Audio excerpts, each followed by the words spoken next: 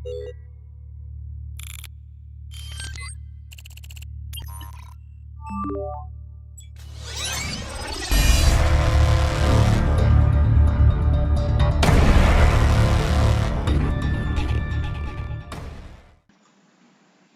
સેશનમાં આપણે ધોરણ 10 ના વિદ્યાર્થીઓ માટે ઇંગ્લિશની અંદર એમ કે read the dialogue and answer the questions પૂછાય છે, 3 થી 4 માર્કનું આવે છે. આપણે આજે એનું સેશન વિશે જોવાના છે. અમે તમારી સામે આવા બીજા 2-3 ડાયલોગ લાવશું અને એના આધારે તમને પ્રેક્ટિસ કરવા મજા આવશે. છતાં પણ તમને કોઈ ડાઉટ લાગે તો તમે અમને જરૂર જણાવો, જેની મદદથી અમે બીજા પણ વિડીયો તમારા માટે બનાવી શકીએ. તમે જરૂર આ બીજાને શેર કરો તાકી એને બી બેનિફિટ થાય. આપણો પર્પસ શેર કરવાનો છે. આપણે અહીંયા જોઈએ છે ડાયલોગ રાઇટિંગ અને ડાયલોગના આધારે સવાલના જવાબ જોશું. સૌથી પહેલાં આપણે ફકરો વાંચશું તાકી રીડિંગ બી તમને સમજમાં આવી જાય અને એના આધારે સવાલના જવાબ બી જોશું. હવે કિરણ પછી 2 ટપકા કીધા છે, એના મતલબ સેઝ, કિરણ સેઝ એવું વચાય એને. કિરણ સેઝ એટલે કિરણ કહે છે, can I speak to Rajesh, શું મેં રાજેશ સાથે વાત કરી શકું? સોહમ સેઝ, સોહમ કહે છે સોરી, માફ કરજો. હી હેઝ ગોન ટુ આનંદ, એને કીધું કે ભાઈ આનંદ ગયા છે. આઈ એમ હિઝ બ્રધર સોહમ, મેં એનો ભાઈ બોલું છું સોહમ. કિરણ સેઝ વેન એટલે સમય બતાવશે, તમે ધ્યાન રાખજો. વેન સમય બતાવે છે. When will he come back એટલે ફરી પાછો ક્યારે રિટર્ન આવશે. સોહમ સેઝ પરહેપ્સ ટુમોરો, કદાચ આવતીકાલે. એની મેસેજ કઈ સંદેશો ફોર હિમ એટલે તમે એમને કઈ સંદેશો આપવા માંગો છો.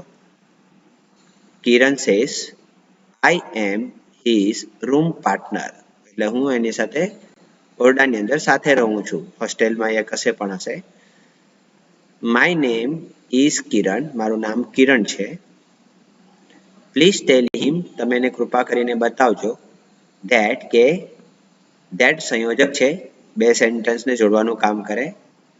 અવર કોલેજ વિલ રીઓપન એટલે આપણી કોલેજ ખુલવાની છે ઓન 18 નવેમ્બર 18 નવેમ્બરના દિવસે. ઇન્સ્ટેડ ઓફ 14 નવેમ્બર એટલે 14 નવેમ્બરને બદલે 18 નવેમ્બરે ખુલે છે. અહીં એક શબ્દ આવ્યો ઇન્સ્ટેડ ઓફ, એનો સમાનાર્થી થાય ઇન પ્લેસ ઓફ બી થાય, તમે એ પણ ધ્યાનમાં રાખજો. હવે ફકરાના વાંચન પછી આપણે નેક્સ્ટ એના સવાલના પર ધ્યાન કેન્દ્રિત કરશું. નેક્સ્ટ આપણા સવાલ છે who has received the call. who એટલે કોણ, બરાબર. રિસીવ એટલે ઉચક્યો છે ધ કોલ, ફોન કોને ઉચક્યો હતો? તો અહીંયા આપણે જવાબમાં જોઈ શકીએ કે જેને મળવાનો છે એ વ્યક્તિ તો નથી, એનો ભાઈ સોહમ ઉચકે છે, તો એનો આપણો ફર્સ્ટ જવાબ થઈ ગયો સોહમ. તો ફર્સ્ટ 29 ની અંદર આપણો જવાબ આવશે સોહમ.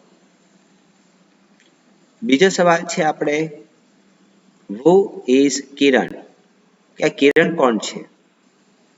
તો કિરણ એનો ક્લાસમેટ છે યા રૂમ પાર્ટનર છે એમ બોલી શકીએ. તો આપણે કહી શકીએ જવાબ છે આપણી પાસે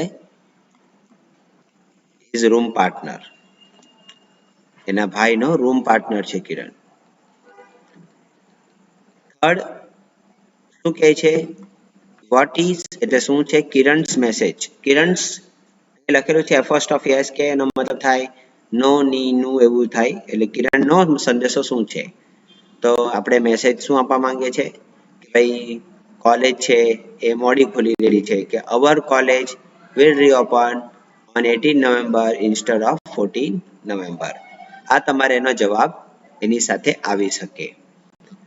તો આપણે 3 સવાલ જોયા, જેની અંદર ડાયલોગ એટલે સંવાદ લેખન જોયું અને સંવાદના આધારે આપણે સવાલના જવાબ સમજવાની કોશિશ કરી.